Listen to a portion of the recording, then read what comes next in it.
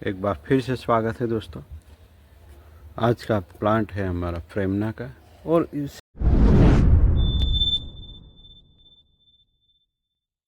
देखेंगे तो बहुत ही बूसी लग रहा है, बहुत ज़्यादा ब्रांचें हो गई है। तो यहाँ वक्त है दोस्तों एक्स्ट्रा ब्रांच का हटाने का वक्त, क्योंकि अब तो ऑफिशियल आ ही गया है हमारा स्प्रिंग। बट यहाँ बहुत सारी ब्रांचें ऐसी होती है जो कि बिल्कुल ही अनवांटेड है, और ये प्रेमना इतना ग्रो करता है कि अब हमसे अनकंट्रोल रहता है। तो यहाँ जो एक्स्ट्रा ब्रांचेस होती है ना, उसको निकालते रहना पड़ता है। उसको शॉर्ट भी कर सकते हैं, यहाँ कोई ब्रांच की ज़रूरत नहीं है, ये ब्रांच बिल्कुल भी बेकार है। तो इस तरीके से हमें यहाँ ट्रिमिंग करना है, इसको भी हम निकाल सकते हैं इस तरीके से। यहाँ देखिए, यहाँ भी जो कुछ भी है एक्स्ट्रा है, तो इस तरह एक्स्ट्रा ग्रोथ को भी निकालना आना चाहिए। एक एक करके सभी ब्रांचों में से हमें इस तरह इन सबको छांटना है दोस्तों। सूखी चीज़ें होती है उसको भी हटा देना है। यहाँ देखेंगे तो ये बिल्कुल ही अनवांटेड ब्रांच है। ये जंक्शन के आगे पीछे कोई ब्रांच नहीं होनी चाहिए। यहाँ देखिए, यहाँ भी एक जा रही है, तो इसको हम इस तरह ट्रिम भी कर सकते हैं। यहाँ लीफ रिडक्शन की कोई बात नहीं है, क्योंकि ये अपने आप जैसे कर लेता है। डायरेक्शन प्रूनिंग वगैरह भी कोई काम का नहीं यहाँ। बट इस तरह अनवांटेड चीज़ें अगर हम निकाल देते, देखिए कितनी ज़्यादा यहाँ अनवांटेड चीज़ें हो जाती है। बार बार मैं वीडियो बना रहा हूँ जिससे आप लोग को पता चलता रहे रेगुलर। जबकि अभी स्प्रिंग आने वाला है, तो ये वर्क करना बहुत ही ज़रूरी है दोस्तों। जैसे स्प्रिंग इसमें इफ़ेक्ट डालेगा, अभी डालने ही वाला है, तो जैसे ही ये इसमें ऐसा ही ग्रोथ हो जो हमारे लिए काम का हो दोस्तों। क्योंकि ऐसा बूसी प्लांट तो ऐसे ही बन जाएगा, पर जो काम की चीज़ें हैं उसी को लेके हमें उसको प्रमोट करना है ब्रांचों को, ऐसे ही नहीं। यहाँ भी देखते हैं तो यहाँ पूरी ब्रांच अनवांटेड कहलाई जा सकती है ये। तो इस तरह से आइडेंटिफाई करना है, एक एक ब्रांच को टटोलना है दोस्तों। हमें पता ही नहीं चलेगा कि कौन सी ब्रांच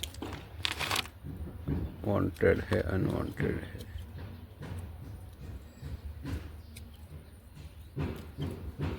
तो बहुत ही इजी हो जाता है दोस्तों। अनवांटेड ब्रांच से आइडेंटिफाई कर ली तो फिर आप कौन सा भी प्लांट हो, बिना सोचे समझे भी आप प्लांट को स्टाइल कर सकते हैं।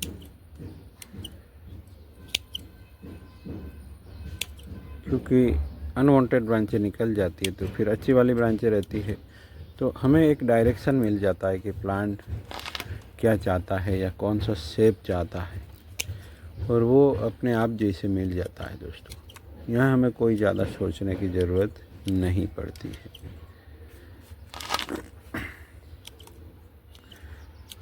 कोई कहेगा कि ये ज़्यादा नहीं ज़िंदा रहता प्रेमना, तो जितना भी तक ज़िंदा रहे हमें फुल प्लेजर देके जाता है। यानी वो पूरी तरह ट्री में कन्वर्ट हो सकने वाला प्लांट है,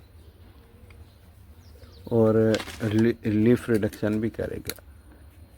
तो पूरी तरीके से संतुष्टि मिलती है किसी प्लांट को डिज़ाइन करने की हमें। बस ये आना चाहिए। जबकि ये बहुत ही हार्ड है, जल्दी फ्लेक्सिबल भी नहीं है इतना, तो फिर इसमें मुश्किल भी आती है। तो ये नए सरी से चॉप करके ही इसको अच्छे से इस तरह की मूवमेंट दी जा सकती है। तो लोगों को लगता है प्रेमना से तो क्या हो सकता है, मगर एक बार उसको पूरा भी चॉप कर दिया तो उसमें से प्लांट बनने में वक्त नहीं लगता दोस्तों। और ये ऐसे ही कहीं भी नहीं मिल जाता है। अभी तो मिलने भी लगा है, बट फिर भी नहीं मिलता। ऐसे ही आप पूछेंगे प्रेमना तो क्या है, तो किसी को पता ही नहीं होगा, शॉप वालों को भी नहीं पता होगा ये क्या बोल रहा है, प्रेमना क्या होता है। ये सब कोई चीज़ यहाँ मिलती ही नहीं है। इसका गुजराती नाम भी है दोस्तों, बड़ी अरणी कहते हैं इसको,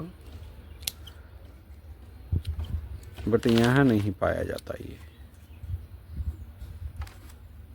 यहाँ किसी बोनसाई एक्सपर्ट वाली नर्सरी में ही पाया जाता है, या बोनसाई की जानकारी रखता है, या कोई रखता भी होगा तो उसको पता नहीं है। ऐसा हमने देखा भी है, उसको किसी दूसरे ही नाम से जानने लगते हैं। तो इस तरीके से दोस्तों ट्रिम करना है। तो उम्मीद करता हूँ वीडियो समझ में आया होगा, ट्रिमिंग कैसे करना है वो सब।